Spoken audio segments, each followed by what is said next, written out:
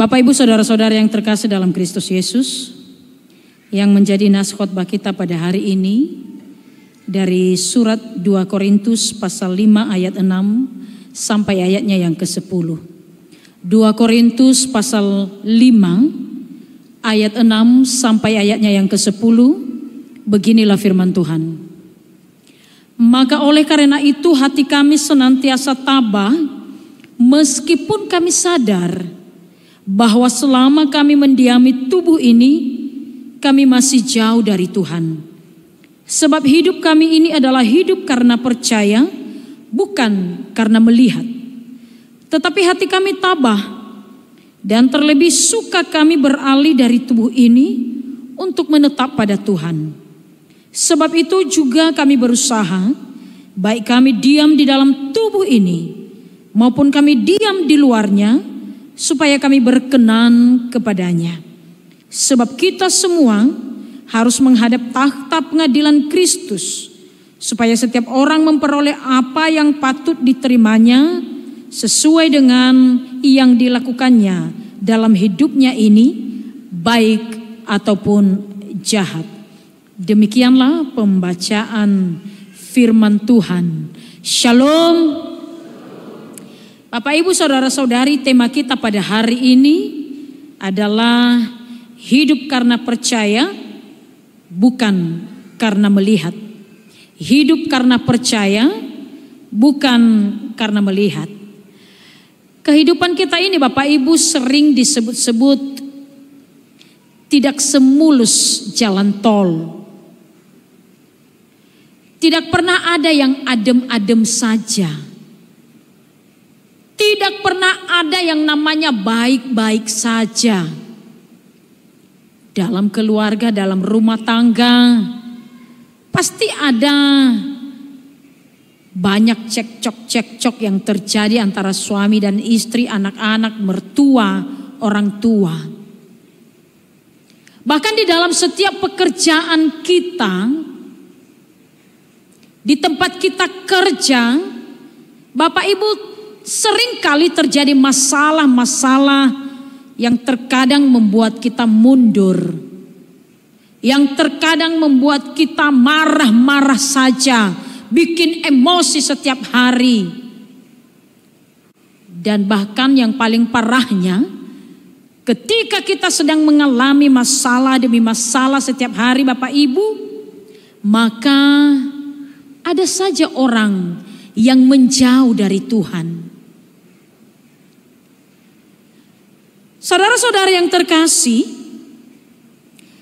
Paulus ketika ia ada di dunia ini, ia sudah mengalami berbagai macam cobaan dalam kehidupannya. Ia menghadapi berbagai tantangan, berbagai rintangan, berbagai masalah di dalam pelayanan yang dilakukannya. Ia difitnah, ia dihina, bahkan ia dipenjara bukan karena dosanya, hanya karena ia memberitakan Injil, kebenaran dari kisah Yesus Kristus. Ia dilempari batu, berbagai macam tantangan, godaan yang datang silih berganti di dalam kehidupan Paulus Bapak Ibu. Namun yang luar biasa di dalam kehidupan Paulus, ia tidak pernah marah kepada siapapun. Bahkan kepada teman-teman, rekan-rekan sepelayanannya, ia tidak pernah marah sedikit pun. Lefatahi iya bazalua khenia. Dia tidak mudah rapuh. Bahkan dia juga tidak mundur di dalam pelayanan. Bahkan ia semakin kuat di dalam apa yang tengah terjadi di dalam kehidupannya. Bapak Ibu Saudara-saudari, di mana kita bisa melihat bagaimana kisah kehidupan Paulus, walaupun ia terhimpit, tetapi ia tidak binasa. Di dalam 2 Korintus pasal 4 ayat 8 sampai 9. 2 Korintus pasal 4 ayat 8 sampai 9. Apa yang dikatakan di situ Bapak Ibu, saya akan membacakannya kepada kita. Dalam segala hal kami ditindas namun tidak putus asa. Kami dianiaya namun tidak ditinggalkan sendirian. Kami dihempaskan namun tidak binasa. Mengapa Paulus mengatakan ini, Bapak Ibu? Walau dianiaya tidak binasa, ditindas, tetapi tidak ditinggalkan sendirian. Tidak, walaupun dihempaskan, tetapi tidak binasa. Apa sebabnya ia berargumen dan menyatakan hal ini? Hanya satu alasannya, Bapak Ibu. Karena di dalam setiap masalah yang dihadapi Paulus, ia tidak pernah meninggalkan Tuhannya di dalam kehidupannya. Ia selalu menomorsatukan Tuhan di dalam pelayanannya, di dalam setiap tindakannya, di dalam setiap kehidupannya, di dalam kesehariannya. Ia selalu mengandalkan Tuhan Yesus. Saudara-saudari yang terkasih, ini menjadi pembelajaran bagi kita. Bagaimana kisah Paulus ini yang selalu dekat dengan Tuhan, dan ujung-ujungnya ketika ia merasakan berbagai macam masalah, namun ia selalu ditolong dan dikuatkan. Bagaimana dengan kita, Bapak Ibu? Terkadang kita hanya sedikit masalah, saya sudah katakan dari awal tadi, ya marah-marah. Bahkan bisa jadi kita mengkambing hitamkan seseorang dengan masalah yang kita alami. Bahkan seringkali kita bertanya dan mengatakan kepada Tuhan, Tuhan, kenapa hidupku tidak seperti orang lain? Dia biasa-biasa aja, kok saya begini Tuhan? Penyakit saya tidak sembuh-sembuh, isi dompet saya tidak bertambah-tambah malah berkurang. Sampai sekarang saya mencari pekerjaan tetapi masih belum ada pekerjaan. Sampai sekarang saya cari jodoh tapi tidak mendapatkan jodoh, di mana lagi saya cari? Maka ada saja orang yang mengatakan, sudahlah, afelido, noachenia, awatoia. Bapak Ibu Saudara-saudari, ini menjadi pembelajaran bagi kita bagaimana kisah Paulus. Mari kita pedomani. Sehingga kehidupannya juga, walaupun selalu diterpa oleh berbagai masalah, tetapi karena Tuhan yang memampukan dia, yang menolong dia, maka ia bisa melewati segalanya. Saudara-saudari yang terkasih di dalam Kristus Yesus, dalam firman Tuhan ini ada sebuah pernyataan Paulus yang sangat baik dan menjadi juga perenungan kita pada malam ini. Di dalam ayat 1 sampai ayat 5, sebelum ayat yang kita bacakan tadi, ini memang tidak kita bacakan tadi karena ayat yang kita bacakan dari ayat 6 sampai ayat yang 10. Tetapi ayat pertama sampai ayatnya yang kelima, di situ dituliskan Bapak Ibu bahwa Paulus mengatakan bahwa tubuh ini adalah kemah, tempat kediaman kita di bumi ini. Lalu Paulus melanjutkan bahwa tubuh ini, kemah ini suatu saat akan dibongkar. Ketika tiba waktunya nanti, maka Tuhan akan memanggil kita kembali. Maka tentu tubuh ini yang fana ini akan tinggal dan kembali ke tanah. Karena abang sulung kita memang tanah. Gak asa ada wadanu. Karena kita terbuat dari itu. Lalu nafas kehidupan ini akan kembali kepada Tuhan. Saudara-saudari, itulah yang akan dibongkar. Sekarang kita mengatakan kita masih kuat, kita sehat. Kita gemuk, kita kurus, langsing. Kita cantik, kita ganteng. Hidung kita mancung. Wajah glowing. Dan lain sebagainya. Apa yang kita banggakan saat ini Bapak Ibu, semua itu akan ditinggalkan. Lalu Paulus menyadari hal ini. Dan ia melanjutkan bahwa Bapak Ibu, selama ia berada di dalam kemah ini, selama jiwanya, kehidupannya masih berada di dalam tubuh ini, maka akan banyak yang akan terjadi di dalam kehidupannya. Bahkan justru Paulus mau supaya cepat-cepat ia menghadap kepada Tuhannya, sang pemilik kehidupannya. Tapi ia percaya bahwa ia tidak mungkin mendahului kekuatan Tuhan atau keputusan Tuhan di dalam kehidupannya. Oleh karena itu, ketika ia masih berada di dunia ini, masih berada di dalam tubuh ini, maka Paulus mengajak kita semua untuk melakukan yang terbaik kepada Tuhan. Saudara-saudari yang terkasih di dalam Kristus Yesus, ketika saatnya tiba nanti, ketika kehidupan kita ini akan dipanggil Tuhan, maka di ayat 10 apa yang dikatakan?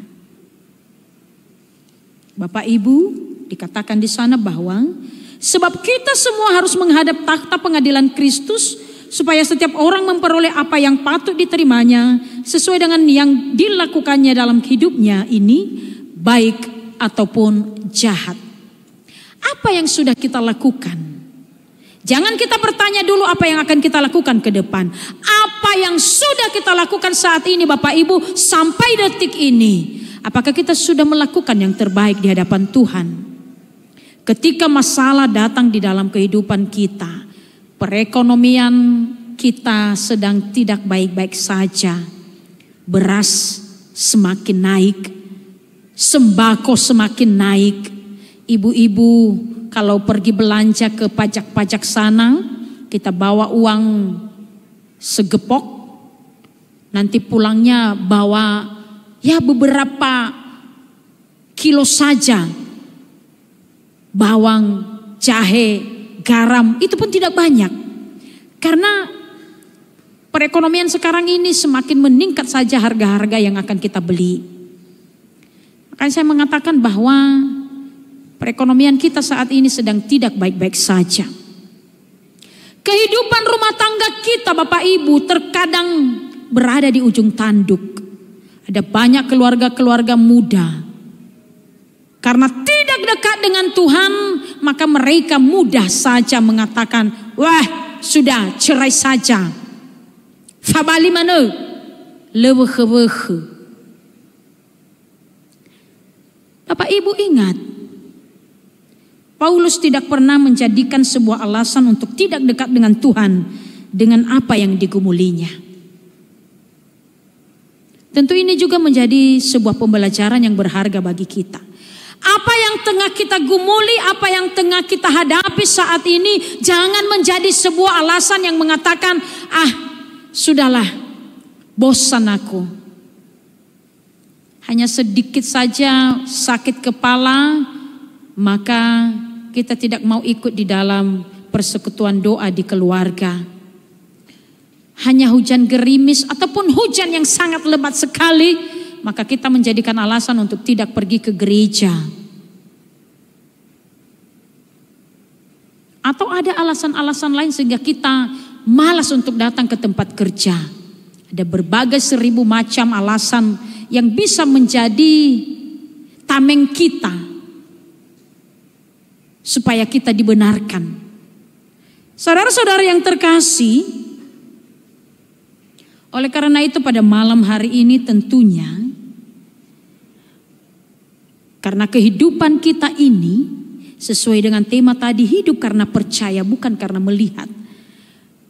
Karena kita percaya bahwa Kristus sudah menyelamatkan kita di dalam kematiannya dan di dalam kebangkitannya kembali. Dan Ia sudah ke sorga sana menyediakan tempat bagi kita. Selama kita masih ada di dunia ini, selama kita masih berada di dalam tubuh yang fana ini Bapak Ibu, inilah kesempatan kita untuk mencari tiket menuju surga. Mendapatkan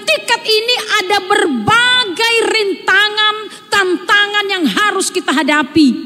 Tidak mudah mendapatkan tiket untuk masuk ke sorga. Yesus sedang menunggu kita. Oleh karena itu, wahai orang tua, marilah jadilah orang tua yang baik. Terlebih untuk anak muda saat ini. Ini kenakalan anak muda ini luar biasa. Masih SMP, masih SMA, udah merokok. Tidak ada pekerjaan, tidak menghasilkan uang, tapi ogah-ogahan. Sudah menghisap rokok. Itu pun cara mengeluarkan asapnya seperti yang sudah senior kali. Hulazi sebuah kefe si baidau. Agawai raamata sebuah kefe ija kita nyana labu bushya ya. Ekibuah kapau hotrono matua trono alave ya dah. Mudah-mudahan le tesetra bada. Na tesetra kimi bato. Yang sekarang ini anak muda bikin pusing kepala orang tua di rumah. Tidak mendengar agabe ai hege. Tenala toko hege radre le aboto berwa agabe. Malas. Tidak mau menuruti apa yang orang tua katakan. No baki wa agareu. Muzawa gara nai natola-tola morihera. Lalu pergaulan bebas saat ini ngeri luar biasa. Bagaimana kita bisa mendapatkan Paulus muda kalau begitu? Wahai anak muda, baharuilah. Sementara kita ada di dunia ini, maka apa yang engkau lakukan, sekalipun orang tuamu tidak melihat. Kami Bapak Ibu Pendeta tidak bisa melihat apa yang kau lakukan di luar sana. Tetapi ingat, mata Tuhan tidak pernah berkedip. Oleh karena itu kuduskanlah pergaulanmu. Kuduskanlah engkau di dalam setiap kehidupanmu. Jangan sembarangan saja berteman. Jangan sembarangan saja pacaran. Tapi ingat batasnya. Ada batas-batas berpacaran Kristen. Jangan engkau nodai tubuhmu. Karena tubuhmu itu adalah bait suci. Jadi selama kita ada di dunia ini, memang banyak sekali tantangan. Engkau sudah alim, kalem, sudah tenang-tenang, datang dari sana nanti kawan-kawanmu yang akan menggoda kamu. Sudahlah, bapakmu, mamamu mana tahu dia kalau merokok kamu. Apalagi narkoba. Oh no. Sekarang anak muda, bukan hanya di kota besar sana, di Pulau Nia sudah banyak yang narkoba anak muda. Weh anak muda, jangan mau merusak kehidupanmu dengan narkoba. Nanti Tuhan akan tuntut hidupmu. Akan Tuhan tanyakan dan kamu sendiri yang akan mempertanggungjawabkannya. Oleh karena itu, semasa kita ada di dalam tubuh ini, sebelum Tuhan memanggil kita, mari kehidupan ini kita jadikan sebagai kemuliaan Tuhan. Mari kita berlomba untuk mencari tiket tadi Bapak Ibu. Apapun yang terjadi, masalah datang silih berganti, penyakit sekalipun, kekurangan keuangan, krisis keuangan, isi dompet sudah tidak ada, tetapi mari tetap bertahan di dalam Tuhan. Paulus di dalam Filipi pasal 1 ayat 21. Dia berkata, bagiku hidup adalah Kristus dan mati adalah keuntungan. Selama dia ada di dunia ini, maka ia ada di dalam Kristus dan Kristus di dalam dia. Dan dia percaya bahwa ketika dia mati, maka ia akan kembali kepada Kristus. Oleh karena itu mari kita juga mengimani itu. Memang kita tidak pernah melihat bagaimana ketika Tuhan memberkati kita. Kita tidak pernah melihat dengan mata kita sendiri bagaimana Tuhan menyertai kita di dalam setiap langkah kita. Kita tidak pernah melihat dengan mata kepala sendiri bagaimana Ia menyembuhkan kita. Bagaimana Ia menyediakan apa yang kita butuhkan.